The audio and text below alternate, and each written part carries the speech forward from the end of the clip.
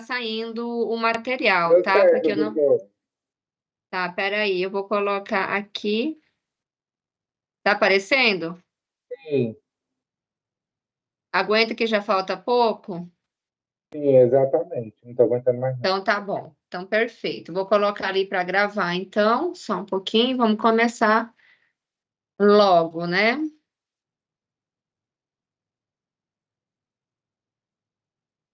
Então tá, pessoal, vou colocar aqui para começar.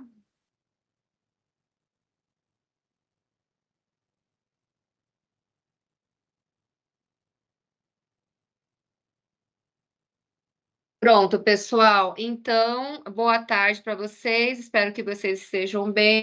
Vamos começar a nossa revisão para a nossa P4. Eu vou começar de trás para frente, sim? E se tiverem qualquer dúvida, eu não vou poder mirar quando eu estou projetando aqui, não sai o chat de vocês. Então, tem que perguntar, tem que ligar o microfone para fazer a pergunta se vocês tiverem dúvida, senão não tem como visualizar durante a apresentação, tá bom? Como eu sempre falo para vocês, o melhor é estudar de trás para frente. Os últimos conteúdos são os mais importantes, digamos assim, tá? Então, vamos lá. Vamos começar com... Deixa eu compartilhar de novo. Ah, não. Aqui. Tá saindo? Só me confirmem sim ou não, de novo. Sim, está. Sim? Tá. Aham. Ok, então. Então tá, pessoal. Então, Perfeito, perfeito. Então, tá, vamos começar das porfirinas, metabolismo das porfirinas, que é a mesma coisa que metabolismo do grupo E. Aqui, os pontos mais importantes que vocês devem frisar bem são as características dessas porfirinas, tá? O que é uma porfirina, primeiro? Porfirina é qualquer compuesto orgânico que tenha os 4 anilhos de pirroles, tá? Não basta ter um pirrol, tem que nem 2 nem 3, tem que ser 4 pirroles, ou seja, se caracteriza por ter tetrapirróis e no centro eles vão ter um metal. Então, essas porfirinas, elas têm algumas características, além dos 4 anéis de pirróis, tá? Elas vão ter cor, elas são fluorescentes e no caso do nosso grupo hemo, eles vão ter uma cor roja. Tá? O importante saber é que nós não temos só o hemo como porfirina. Nós temos 3 porfirinas de importância na natureza. Quais são essas porfirinas? As porfirinas mais importantes são a clorofila, vocês estão vendo logo aí embaixo, né? A vitamina B12, que é a cianocobalamina, e o nosso grupo E. Então, são as 3 porfirinas de maior importância na natureza. É importante também frisar a diferença entre essas porfirinas. A diferença vão ser os metais que se encontram no centro de cada porfirina. Por exemplo, na clorofila, no centro dos 4 pirróis, vamos ter o magnésio. Símbolo do magnésio, porque às vezes eu posso colocar o símbolo do elemento químico, é M e um G minúsculo. Da vitamina B12, cianocobalamina, então você vai ser os 4 pirroles e o centro do metal vai ser o cobalto. Símbolo do cobalto é um C maiúsculo e um O minúsculo. E o grupo hemo vai ter o hierro, né? O ferro. Hierro, seu símbolo é Fe. Em relação ao hierro, que hace parte desta porfirina, né, do hemo, hay que recordar que ele pode ter 2 formas em sua oxidação. Ele pode ter a forma de hierro ferroso, que vai ser o Fe2+, ou a forma de hierro férrico, que vai ser o Fe+3. Aqui nesse material está errado, porque o E deveria ser minúsculo, tá? Pero recuerden, Fe2+ es hierro ferroso y Fe+3 es hierro férrico. Lo ideal é que no centro dos pirróis do grupo hemo tenhamos no estado ferroso, ou seja, Fe2+. Por que isso também tem que saber? Porque se se encontra no as 3, ele adquire a forma de metahemoglobina. E a metahemoglobina não consegue ligar-se ao oxígeno para ser transporte de oxígeno por nuestro organismo. Entonces, lo ideal es que esté en el estado de hierro ferroso, quando se incorpore ao anillo de los tetrapiroles, tá? Então, o ideal é ferro ferroso e não ferro-ferro. Outra característica importante, nós hacemos o grupo hemo, nós produzimos, sintetizamos. Para sintetizamos porque eles vão fazer parte de um grupo de proteínas que são chamadas de hemoproteínas. A maior parte de nossa produção de hemo, tem que lembrar que vai para qual dessas 6 hemoproteínas que estão aí? Para a hemoglobina. Pero las demás también van a recibir una porción menor de este grupo hemo. ¿Cuáles son las principales hemoproteínas? São essas 6. Mioglobina, a principal, que es la hemoglobina, citocromo C, citocromo P450 e 2 enzimas, que são as catalasa e la triptofano pirrolasa. Se eu perguntar para vocês assim, qual é a hemoproteína que permite o almacenamento de oxígeno no músculo? Van a poner mioglobina. Qual é a hemoproteína que hace o transporte de oxígeno? É a hemoglobina. Qual é a hemoproteína que participa da terceira fase da respiração celular? Vai ser o citocromo C.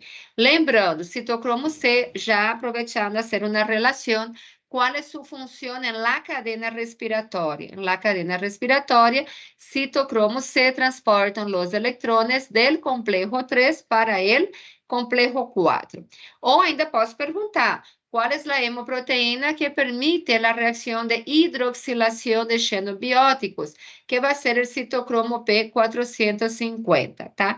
E da catalasa, triptofano, pirrolasa, provavelmente não vai sair nada, pero essas 4 hemoproteínas, mioglobina, hemoglobina, citocromo C e citocromo P450, tenham em conta, sim? Também, já em la biossíntese del hemo, lo mais importante acá é saber quais são seus alimentadores, seus substratos iniciais, com quem empieza este processo de síntese del hemo. Não começa solamente com um precursor. Aqui nós utilizamos 2 precursores. É um aminoácido que vai ser a glicina, e o outro é um metabolito do ciclo de Krebs, que vai ser o succinil-CoA. Então, são 2 substratos iniciais, são 2 precursores, o aminoácido glicina e o metabolito do ciclo de Krebs, que é o succinil-CoA. Acá também é muito importante na biossíntese del hemo saber a enzima que regula este processo. A enzima é a que catalisa a primeira reação, a primeira aqui, tem esse nome compridinho, que é ácido delta-aminolevolínico sintasa, ou se pedir para completar de repente, né? Vocês podem utilizar a sigla, não há nenhum problema em relação a isso, mas tem que estar correta a sigla. Pode chamarla de ala S ou aqui em cima, olhem só, ala sintasa, que é a mesma coisa. Ela é a enzima que regula a biossíntese del hemo. É importante relacionar esta enzima reguladora com uma vitamina, porque ela vai ser ativada com esta vitamina hidrossolúvel. Qual é esta vitamina? É a piridoxina. Então, se les pide qual é a vitamina que ativa a enzima reguladora del hemo, da síntese del hemo, vai ser a nossa vitamina B6. E lembrem de seu nome químico, que é piridoxina. Então, como consequência, uma hipovitaminose de la B6 pode alterar a formação de nosso hemo. E isto pode fazer com que ocorra uma enfermidade chamada anemia microcítica. Não é macrocítica, é microcítica. Recordar que qualquer medicamento ou situação que altere o metabolismo da vitamina B6 também vai alterar a biossíntese de la formação del hemo para nossa hemoglobina. Ok, acá não, acá sim. Hablando de catabolismo del hemo, ¿tá? Hablamos de biosíntesis, ahora catabolismo. En el catabolismo del hemo, pessoal, lo más importante es saber lo que está acá abajo, dónde es degradada, catabolizado nuestro hemo. Ella es catabolizada, degradada en las células retículo-endoteliales de ¿cuáles órganos? Hígado, baço e médula óssea, tá? Fígado, baço e medula óssea, tá? Então, lembrar esses três. Em relação a acá, gente, no... recordar que acá, principalmente en el catabolismo del hemo, nosotros vamos a tener dos productos finales, que son ¿cuáles? A estercobilina, que es responsable por la pigmentación de las heces, y de la urobilina, que es responsable por la pigmentación de la orina. También en este proceso de catabolismo del hemo, tenemos dos productos intermediarios, que son la bilirrubina no conjugada. Esta no conjugada também pode ser denominada como bilirrubina indireta ou insolúvel. E também temos a bilirrubina conjugada, que também pode ser chamada de bilirrubina direta ou solúvel. O que acontece muitas vezes? Ocorre um acúmulo de la bilirrubina, principalmente la no conjugada, e causa enfermedades como as hiperbilirrubinemias. Um exemplo de hiperbilirrubinemia, que é aumento de bilirrubina em sangue, é a icterícia. Uma das razões por que ocorre esta enfermidade pode ser por quê? Porque esta bilirrubina não conjugada não consegue chegar ao hígado para ser transformada em bilirrubina conjugada. Quando isso pode passar? Quando existe uma deficiência ou tengamos baixa concentração de uma proteína chamada albumina. Então, a albumina, ela funciona como um transportador da bilirrubina não conjugada para levar até o fígado para fazer a transformação em bilirrubina conjugada. Então, uma hipoalbuminemia, baixa concentração de albumina, pode ser uma das causas da icterícia, por exemplo. Outra causa da icterícia pode ser deficiência dessa enziminha K, né, que está ao costadito, diz UDP, que é uridina difosfato glucuronil transferasa. ¿Por quê? Porque a deficiência ou ausência desta enzima também vai ser com que esta bilirrubina indireta ou não conjugada seja transformada em bilirrubina conjugada ou direta. Então, essas duas situações podem gerar um quadro, por exemplo, de icterícia. Mais uma vez falando, quais duas situações? Baixa concentração de albumina, porque não há transportador, e uma deficiência dela enzima UDP, glucuronil transferasa, certo? Bom, que mais? Doutora, e por fim, pode falar em voz alta. O Luiz Hermínio falou hiper ou hipo? Hã? O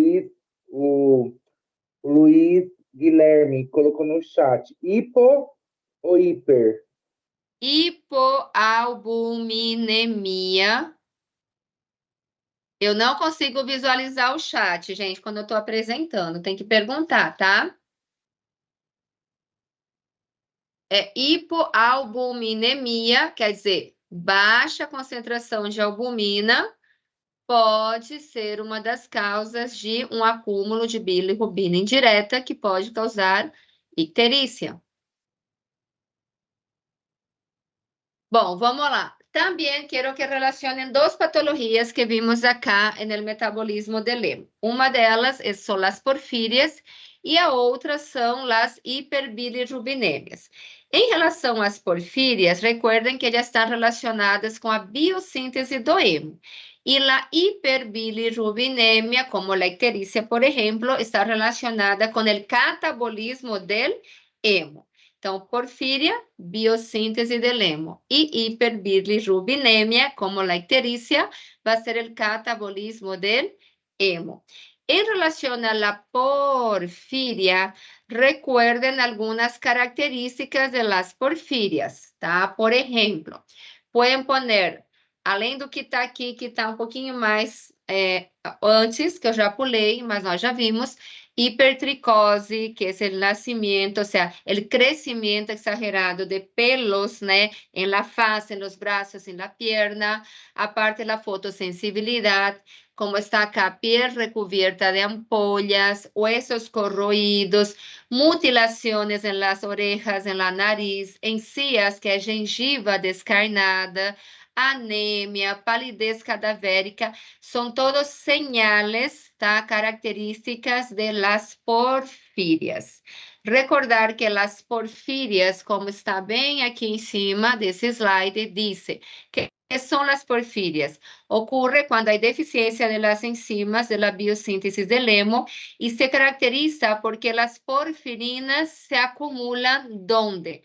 La piel, en los huesos y en los dientes, tá? Pele, ossos e dentes. Então, essas características de las porfírias, recuerden também. E relacionar la hiperbilirrubinemia com o catabolismo del hemo, tá? Esses valores não se preocupem. Lembrar que um dos exemplos de la hiperbilirrubinemia é la icterícia, que es la ictericia, né? Es la coloración amarilla de la piel, en las mucosas, en la conjuntiva. Son cuando los valores de bilirrubina, ya sea indirecta, directa o total, están por arriba de los valores de referência. Tá? Então, vocês estão vendo que a gente fala hiperbilirrubinemia, vem de bilirrubina. E la bilirrubina é um produto intermediário del catabolismo del hemo. Uma das causas da icterícia, hablando metabolicamente, é o que eu já les havia dito, que eu falei para vocês, que é o quadro de hipoalbuminemia, que é baixa concentração de albumina, ou deficiência da enzima UDP glucuronil transferasa. Existem outras causas? Sim, existem outras causas. Pero hablando metabolicamente, poderia ser estas duas, certo? Alguma pergunta em relação ao hemo? Tranquilos? Perguntem.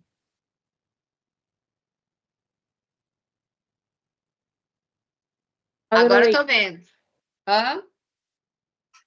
Las causas serían 4, hipoalbuminemia y después. Una deficiencia, o sea, baja concentración de albumina, que sería la hipoalbuminemia, es muy largo, y la deficiencia de la enzima UDP glucuronil transferasa. Certo? Outra pergunta del hemo. Certinho? Vamos agora ao outro. Pessoal, só vou colocar o cabo aqui no meu notebook, senão vai acabar a bateria. Só um minuto. E já vamos para nossas pirimidinas.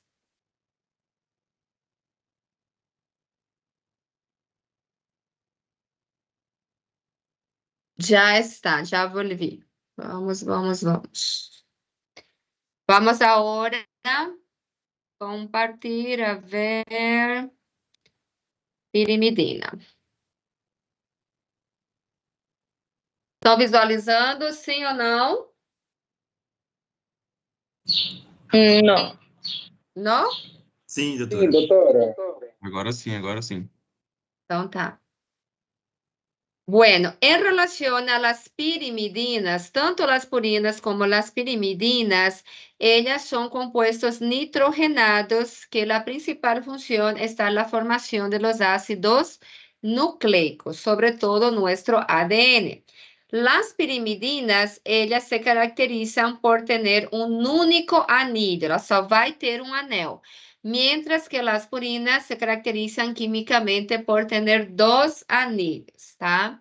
Si ustedes miran esa estructura de la pirimidina, ella, para ser formada, necessita de 3 intermediários anfibólicos. ¿Cuáles son? El aspartato, que es un aminoácido, la glutamina y el bicarbonato. Observando esses 3 intermediários, o que tem maior participação na formação deste anillo não é a glutamina, não é o bicarbonato, pero sí va a ser el aspartato. ¿Están viendo? Porque el aspartato ayuda en la formación del N1, del C4, del C5 y del C6. Tiene mayor participación. Por eso, el aspartato es considerado esqueleto de base de las pirimidinas. Es importante saber acá, en las pirimidinas, en su proceso de biosíntesis, que le ocurre o va a empezar siempre a partir de 3 compuestos, ¿tá? La síntesis o biosíntesis de pirimidinas. Necesitamos del bicarbonato, de la glutamina y del ATP. Entonces, los alimentadores iniciales con quien inicia el proceso de formación de las pirimidinas son estos 3, bicarbonato, glutamina y ATP. Tienen que saber también cuál es la enzima reguladora de la biosíntesis del hemo. Recordar que la enzima reguladora es la enzima iniciadora también, porque ella cataliza la primera reacción. Então, a enzima reguladora desse processo tem uma sigla, é CPS2, ou carbamoil fosfato sintetasa ou sintasa 2. Não se olviden de poner el 2, porque hay el 1, ¿tá? Bueno, acá también en la biosíntesis del hemo, además de saber con quién empieza, que es el bicarbonato, glutamina y ATP, además también de saber su enzima reguladora, que también es la enzima iniciadora, que va a ser el CPS2, ¿cuál es el producto final de la biosíntesis de pirimidina? Es un mononucleótido que está aquí embaixo, ¿están viendo? UMP, que significa uridina monofosfato. Entonces, acá tienen que saber con quién empieza su enzima reguladora y el producto final de la biosíntesis de las pirimidinas. ¿Con quién empieza? Bicarbonato, glutamina, ATP. Enzima reguladora, CPS2, carbamoil fosfato sintetasa 2. Y producto final, que es un mononucleótido, va a ser la uridina monofosfato. Bueno. También estas diferencias entre las enzimas CPS1 y recuerden que ella participa y es la enzima reguladora de la urea. Ya nuestra 2 va a ser de las pirimidinas. La localización de cada una de ellas, CPS1, su localización celular, ¿tá? Su ubicación de la 1 va a ser mitocondrial y de la 2 va a ser citosol. Recuerden que la 1 está presente solamente en los hepatocitos y la 2 en todos los tejidos. Tanto la 1 como la 2 necesitan de compuestos que van a activar estas enzimas que llamamos de efector alostérico. El efector alostérico de la CPS1 es el N-acetilglutamato. Si le pide el efector alostérico de CPS2, pueden poner la sigla que va a ser PRPP, fosforibosil pirofosfato. Então, se eu coloco lá na provinha de vocês, complete, efector alostérico de CPS1, van a poner a N-acetilglutamato. O efector alostérico de CPS2, pueden poner la sigla, que es el PRPP, que é o fosforibosil pirofosfato.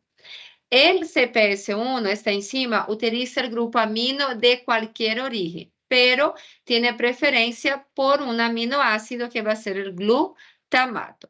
Y el CPS2 va a ser la glutamina. Também é importante saber estas diferenças entre as bases púricas e pirimídicas, tá? Lo mais importante acá é saber o esqueleto de base de cada uma delas. Então, se eu falo assim, esqueleto de base é a glicina, vai ser a purina. Esqueleto de base é o aspartato, vai ser a pirimidina. Se eu les digo que o ensamble significa a organização da base, se ela depende ou ocorre sobre uma pentosa, vai ser uma purina, e se esta base não requer a pentosa, vai ser pirimidina, certo? Então, essas diferenças entre as bases púricas e pirimídicas também tenham em conta. Em relação à degradação das pirimidinas, principalmente nos produtos finais, eu acho que aqui não dá para ver, porque ele está cortando, mas ao final da degradação das pirimidinas, se forma um composto do ciclo de Krebs, que é o succinil-CoA. E também se forma na degradação das pirimidinas um aminoácido que é a alanina. Então, os produtos da degradação das pirimidinas são dois: o succinil-CoA, que pode voltar ao ciclo de Krebs, porque é um metabólito do ciclo de Krebs, e é um aminoácido, que é a alanina, ok? E, por fim, das pirimidinas, saber que existe uma patologia. Esta patologia se refere à biossíntese da pirimidina, que é a acidúria orótica. Saibam as características da acidúria orótica. Ela se caracteriza por quê? Por um retardo no crescimento, por um quadro de leucopenia, por anemia megaloblástica. También recuerden que ella se caracteriza por un acúmulo de ácido orótico tanto en sangre como en orina. Y por fin, en la aciduria orótica, saber que existen dos tipos, tipo 1 y tipo 2. Si yo les digo así, ocurre por deficiencia de la orotato, fosforibosil, transferasa y orotidilato descarboxilasa, vai ser a acidúria orótica tipo 1. Se eu les digo que ocorre por deficiência solamente de la orotidilato descarboxilasa, solo de uma enzima, vai ser a acidúria orótica tipo 2. Pero, tanto a 1 como a 2, elas têm as mesmas características, que é o retraso no crescimento, a leucopenia, a anemia megaloblástica e o aumento de ácido orótico en sangre y en la orina. Además, existen otras consecuencias, que son las malformaciones cardíacas, estrabismo bilateral, uma macrocristaluria. Entonces, todas essas consequências e características da acidúria orótica também precisam lembrar, tá? Alguma pergunta das pirimidinas? Tranquilo? Podem colocar a sigla na prova, mas essa sigla tem que estar correta, na ordem correta, certo? Não pode estar trocado. Se vocês falarem para mim, professora, são as mesmas letras, só que eu não lembrei e troquei, não vale. Tá bom? Vamos lá, então, para as purinas. Tá? Que não há dúvida, estou olhando aqui o chat agora. Vamos para as purinas. Bora estudar. Estão visualizando, sim ou não? Sim. Sim, senhora. Eu gosto, sim, senhora. Vamos lá. Purinas, pessoal, lembrar, deixa eu ver. Aqui, gente, principalmente que as purinas quimicamente estão formadas por dois anilhos. Quais são esses dois anilhos? Pirimidina, que é com 6, né? E o anilho de imidazol. Estão vendo aqui os numerozinhos, né? 1, 2, 3, 4, 5, 6, 7, 8, 9. Ou seja, temos 9 átomos que fazem parte de los dois anillos. Cada uno de estos átomos tiene una origen, y esta origen se da a través de los intermediários anfibólicos. Temos 6 intermediários anfibólicos. Se eu falo assim, O carbono de la posición 6 de las purinas, su intermediario anfibólico es el aspartato. ¿Es falso o verdadeiro? Es verdadeiro, porque su origen, están viendo aquí a flechinha del N1, entonces va a ser el aspartato. Pero yo les puedo preguntar de cualquiera uno de ellos. Então, vocês têm que saber todos. Então, por exemplo, o carbono 2, a sua origem, seu intermediário fibólico é quem? Es el N10-formil tetrahidrofolato. Tanto el N3 como el N9 tienen el mismo intermediário fibólico, que é a glutamina. O carbono de posição 8 é um tetrahidrofolato também, que é o N5, N10-metenil tetrahidrofolato. E olhem só, o C4, o C5 e o N7, os três têm o mesmo intermediário, que vai ser um aminoácido, que é a glicina. E o carbono de posição 6 vai ser o nosso CO2 respiratório. Então, saibam relacionar os intermediários anfibólicos com os átomos que cada um deles deu para formar estes 2 anilhos que fazem parte das purinas, tá? Então, são 6 intermediários anfibólicos, eles são muito importantes porque são eles que vão dar origem a los 2 anillos de la purina, certo? Então, estudem bem esses intermediários anfibólicos.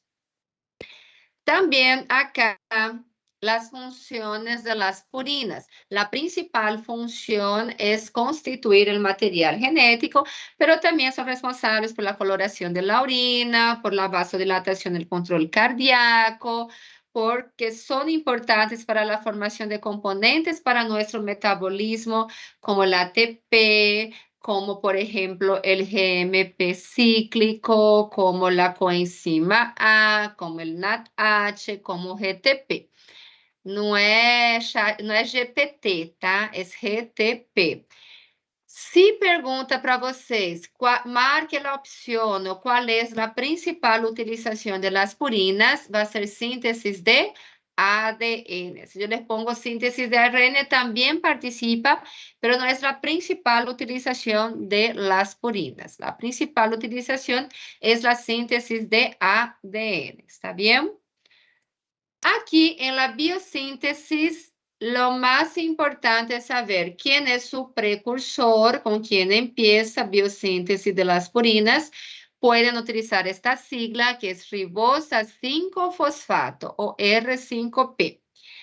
También acá quiero que hagan la relación. ¿De dónde viene el precursor de las purinas? Viene de la vía de las pentosas, de la fase no oxidativa, porque é importante relacionar as vias metabólicas.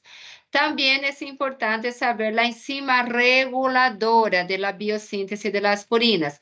Acá está no material PRRP, pero es PPRP, porque es fosforibosil pirofosfato. Acá está una R de más, tá?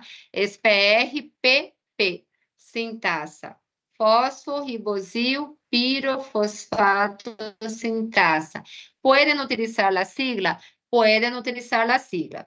Y por fin, en la biosíntesis debemos saber su producto final, que es un mononucleótido también, que va a ser el IMP, que quer dizer o quê? Ionosina ou imunosina monofosfato. Pero pueden utilizar la sigla sem nenhum problema, tá? Então, o mais importante na biossíntese das purinas, su precursor, ribosa 5-fosfato, de onde viene, vía de las pentosas, fase no oxidativa, saber su enzima reguladora, PRPP sintasa, fosforibosil pirofosfato sintasa, e saber su mononucleótido final, ou seja, o produto final de la biosíntese de las purinas, que vai ser el IMP, ionosina monofosfato, beleza? E os intermediários anfibólicos, logicamente. Bueno, y ahí nosotros vamos a tener la degradación de las purinas. De la degradación de las purinas, que es el final ya del metabolismo de las purinas, tienen que saber su producto final. producto final de la degradación o del metabolismo de las purinas es el ácido úrico. Acá yo les hice una relación con un medicamento y quiero que se acuerden de ese medicamento, que es el allopurinol.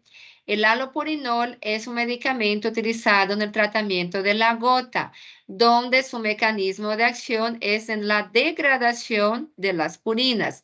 ¿Cuál es su mecanismo de acción? Inhibir esta enzima llamada xantina oxidasa. Entonces, este mecanismo de acción del allopurinol tienen que saber que al inhibir a xantina oxidasa, reduce la concentración de ácido úrico. ¿Está bien? Y hablando de ácido úrico, que es el producto final del metabolismo de las purinas, sepan sus valores de referencia, tanto en sangre como en orina. En sangre, hagan la diferencia de estos valores para hombres y mujeres. 2,5 até 7 miligramos por decilitro, hombres. De 1,5 hasta 6 miligramos por decilitro, mujeres. Y en el caso del ácido úrico en la orina, es el mismo valor de referencia tanto en mujeres como hombres, que va a ser de 250 a 750 miligramos por 24 horas, por dia também pode aparecer.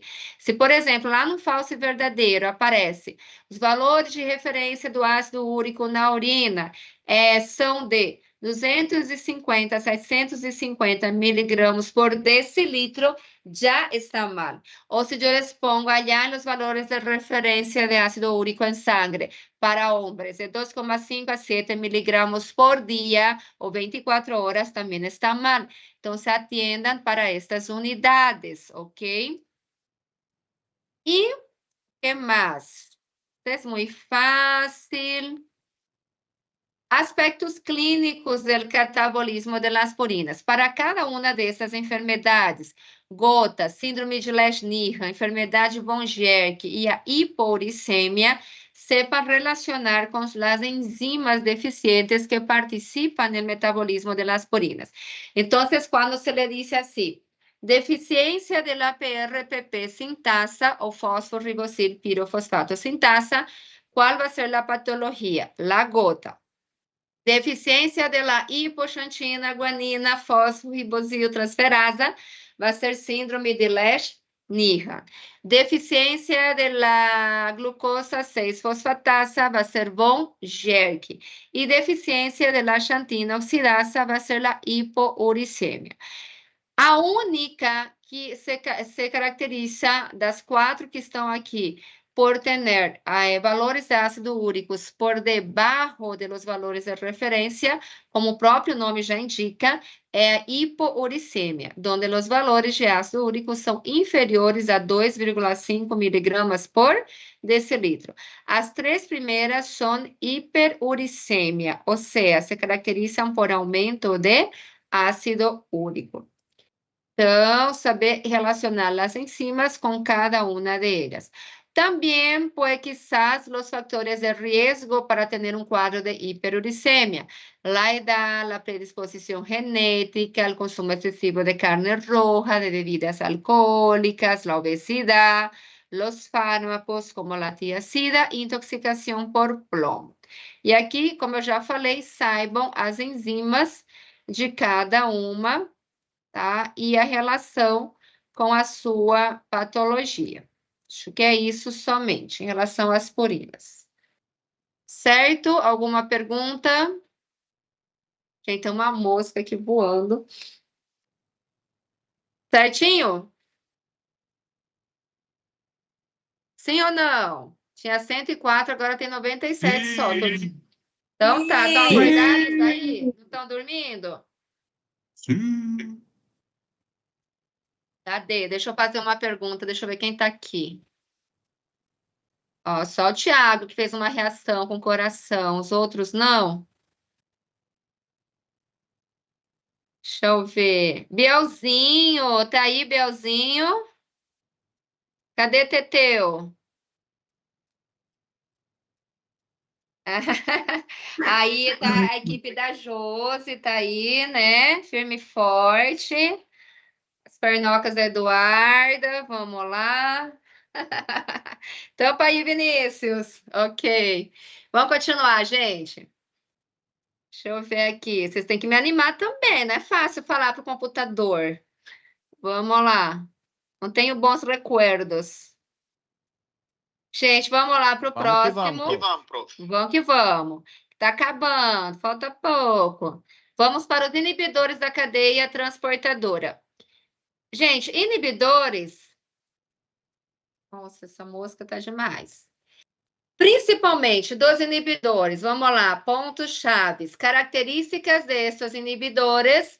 Então, são aqueles que vão interactuar com as proteínas de membrana, complexo 1, complexo 2, complexo 3, complexo 4 y complejo 5. Por lo tanto, inhibe el transporte, el pasaje de los electrones, impede a transferência de protones, impede o bombeamento de protones, então não cria o gradiente de concentração eletroquímica. Se não temos protones, não temos gradiente de concentração eletroquímica, não se ativa a ATP sintasa, não ocorre o consumo de O2, e eu coloquei mais característica para vocês. Também ocorre o acúmulo das coenzimas NADH e FADH2, tá? Bueno, e a parte das características dos inibidores, saibam quem são esses inibidores e relacionar cada um dos inibidores que estão aqui com os que interactuam na cadeia transportadora. Por exemplo, assim, qual é o inibidor que interactúa com o complexo 3? Antimicina A. Quais são os inibidores do complexo 4? Cianuro, monóxido de carbono, azida. Qual é o inibidor do complexo 5? A oligomicina. Del complexo 1, barbitúrico e rotenona. Del complexo 2, malonato. Então, saber as características dos inibidores e relacionar estes inibidores que nós estudamos com os complexos que interactuam. E relaciona as proteínas desacopladoras. Recuerden as características dessas proteínas desacopladoras. No caso das proteínas desacopladoras, toda a primeira parte vai ocorrer. Então, ela não interrompe o passagem dos eletrones, não reduz o consumo de oxígeno, ele não impede bombeamento de prótons, só que os protones não vão atravessar a ATP sintasa. E se não atravessa a ATP sintasa, não ativa esta enzima e não há produção de ATP. Recuerden que as proteínas desacopladoras, elas criam um canal, um atajo, um caminho diferente para que os protones possam volver à matriz mitocondrial. Como reduz a produção de ATP, aumenta a concentração de calor. Sepam quais são as principais proteínas desacopladoras. Eu, possivelmente, solamente se les pongo, vou poner as três, né? Dinitrofenol, que é o DNP, a termogenina e a iricina. Sepan o mecanismo de ação de cada uma destas três. Então, dinitrofenol anteriormente era um fármaco, pero desde 1938 já é considerado, não pode ser consumido, não pode ser comercializado, foi proibida a sua venda, né? Hoje em dia é considerado um veneno, o dinitrofenol. Su mecanismo de acción es aislar, quer dizer, isolar o flujo de electrones, o bombeo de protones com a síntese de ATP. Então, esse é o mecanismo de ação do dinitrofenol. Em relação ao dinitrofenol, também sepam os síntomas de uma intoxicação por dinitrofenol. Então, piel caliente e seca, sede excessiva, sudoração excessiva, velocidade excessiva do ritmo cardíaco e respiração agitada. Não há antídoto por intoxicação por dinitrofenol. Recuerden que a proteína desacopladora que é induzida por el frío vai ser a termogenina. ¿Cuál es el mecanismo de acción de la termogenina? La termogenina, ella existe en los tejidos adiposos marrones, ¿ok? Y ella tiene un efecto termorregulador para mantener el cuerpo aquecido. Por eso recuerden esta parte. Cuando hace frío, entonces nuestro sistema nervioso simpático, mediante agonistas beta adrenérgicos que son estimulados por bajas temperaturas, ellos van a, vamos a decir así, sintetizar esta termogenina. Y ella va a funcionar como un termorregulador de los mamíferos. Entonces, sepan este mecanismo de acción de la termogenina. Y la irisina, recuerden que es la hormona del ejercicio físico. Su principal mecanismo de acción es transformar, como está acá en la imagen, el tejido adiposo blanco, la grasa blanca, en grasa marrón, porque dentro de la grasa marrón sabemos que vamos a encontrar la termogenina. ¿Y por qué es importante la irisina? ¿Cuáles son los beneficios? Miren acá los cuadritos verdes. Aumenta el gasto energético. Ao aumentar o gasto energético, reduz a grasa corporal, ajuda no controle da glucemia e existem muitos estudos relacionados com a irisina em la prevenção e terapia de enfermedades crônicas, pero ela solamente vai ser ativada durante a prática de exercício físico, certo? Creo que es esto de las proteínas desacopladoras y de los inhibidores. ¿Alguma dúvida? Tranquilo? No, tranquilo, profe. Tranquilo, pá? Então tá, vamos lá. Jefferson tá aí? Deixa eu ver. Jefferson. Tá aparecendo aqui para mim, mas não sei se ele tá me ouvindo. Está Nélida por acá. Sí, no? profe, como ya faltaba. Ah, ya, muy bien. ¿Por qué no me está hinchando hoy? Hace rato te saludé, me confundiste, parece. Acá, vamos a ver. Acá está Jefferson, no he visto solo. Bueno. Está bien, vamos a continuar acá. Deixa eu ver. Próximo contenido. Estoy hablando mitad español, mitad portugués. Vamos lá. Cadena respiratória. Opa. Buenas tardes. Se Deus é por nós, quem será contra nós? Vamos lá, povo. Cadena respiratória, sepan que é a última etapa da respiração celular. Sepan sua localização celular, cresta mitocondrial. Não me pongan solamente mitocôndrias, pongan cresta mitocondrial, ok?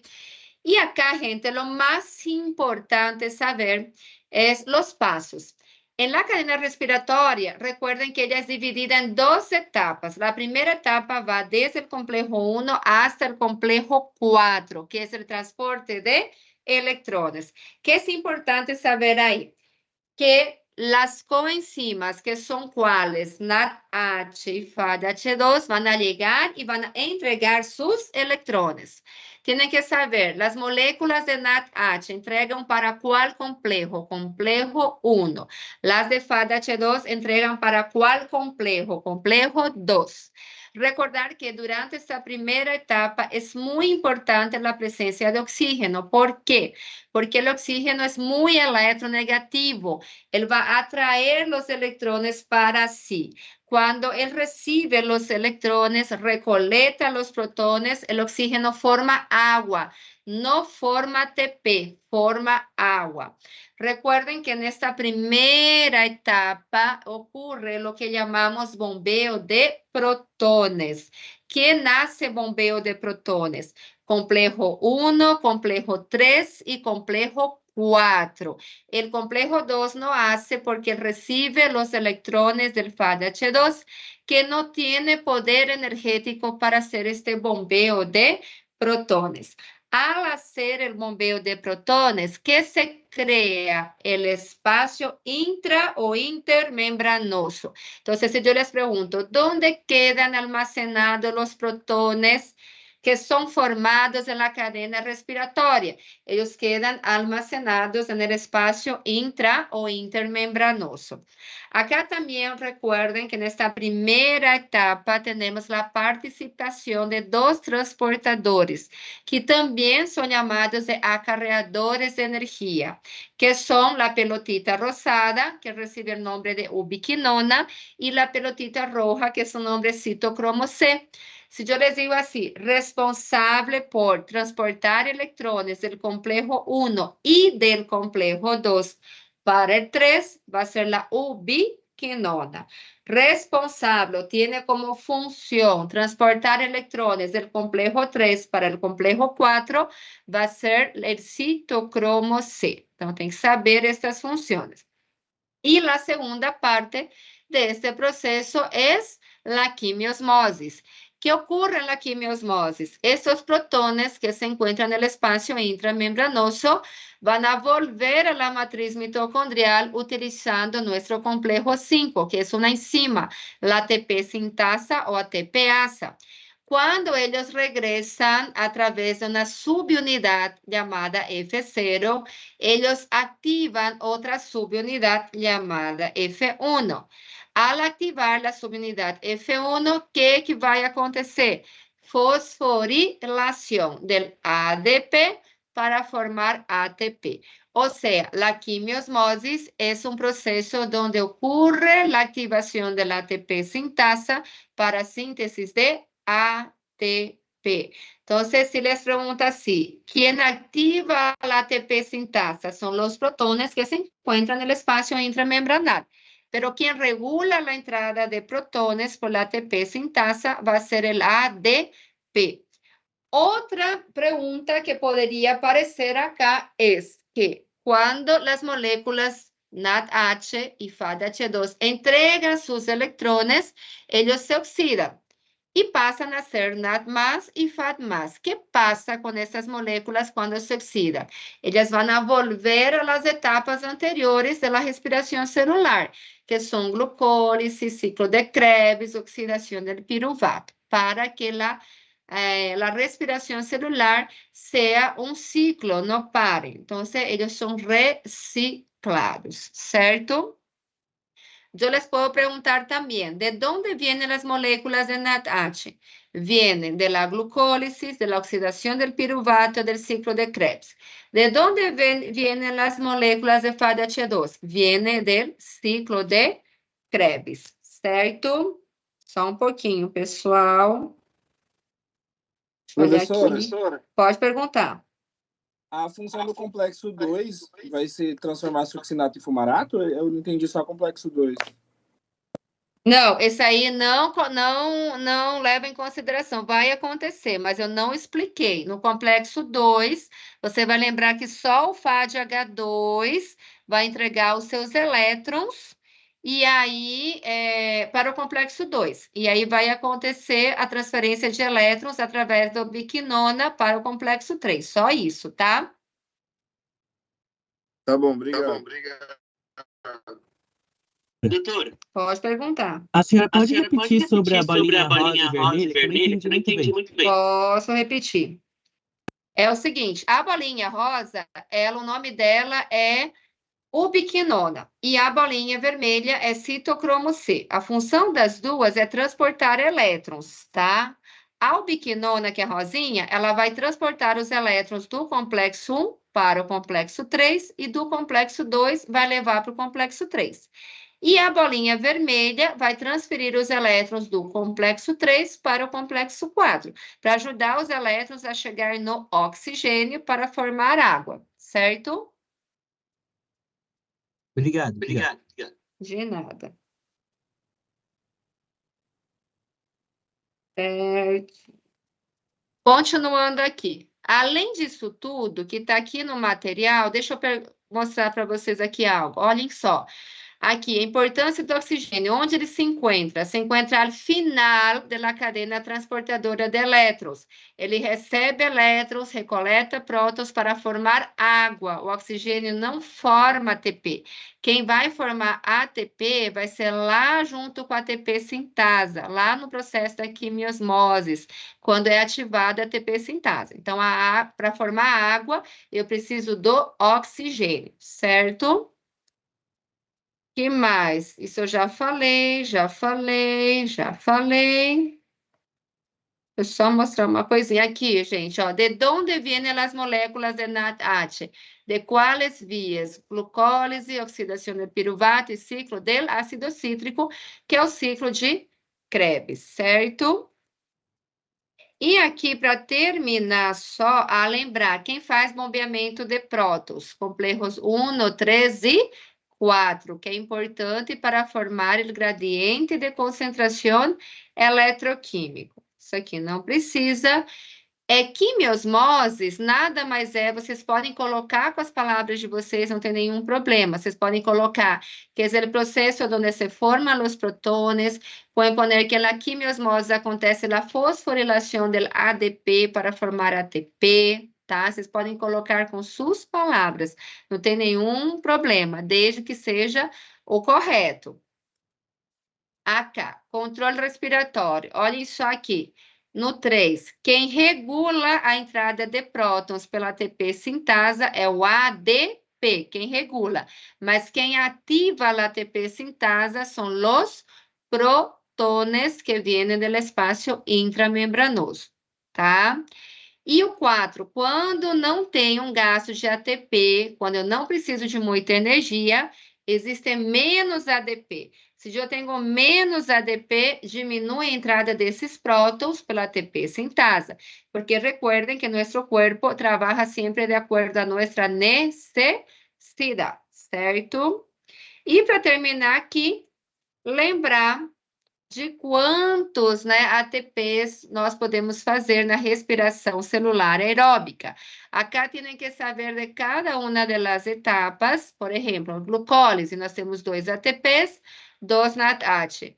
Oxidação do piruvato, 2 NADH. Ciclo do ácido cítrico, que é o ciclo de Krebs por glucosa, vamos ser 2 ATPs, 6 NADH e FADH2. Lembrar que cada molécula de NADH equivale a 2,5 ATP e cada molécula de FADH2 equivale a 1,5 ATP.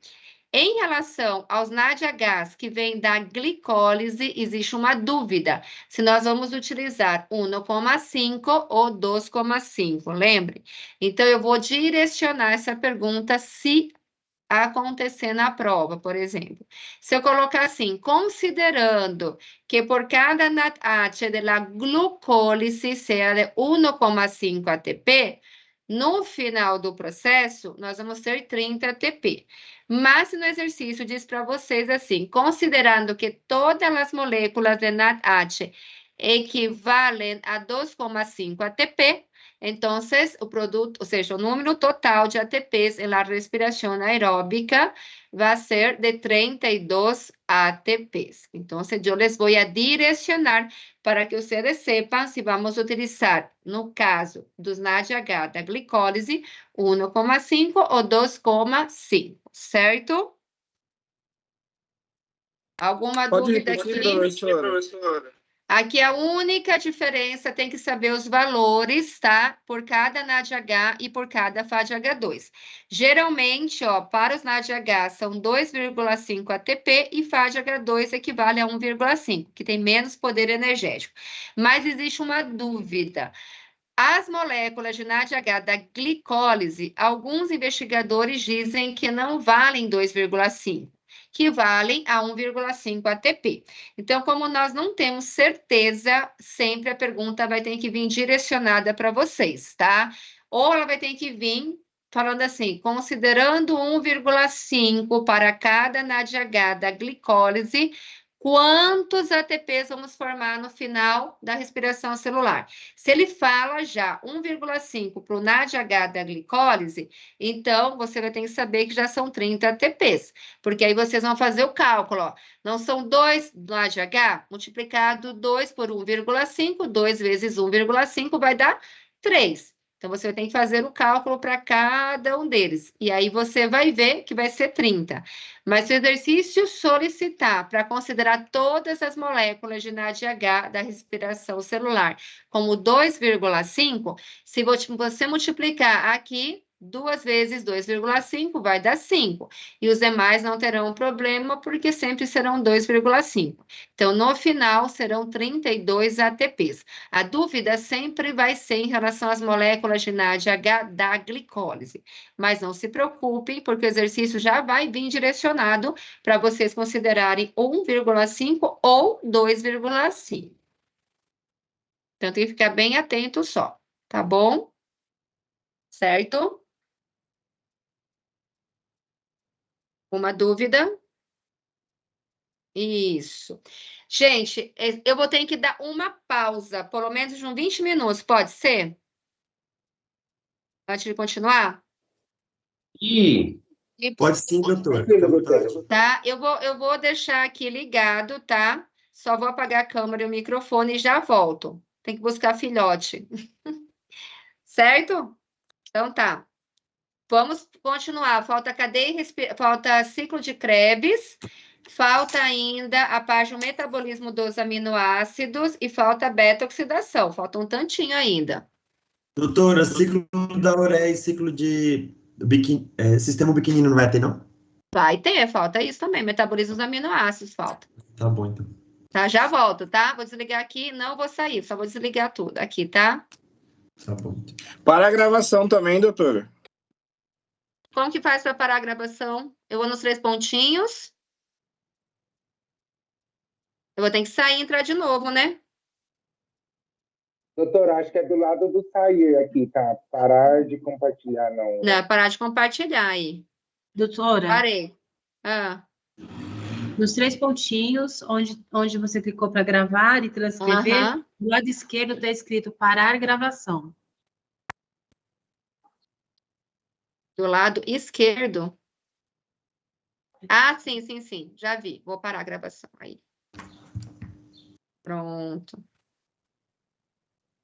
Agora parei. Isso. Agora eu vou, tá, gente? Já volto. Oi.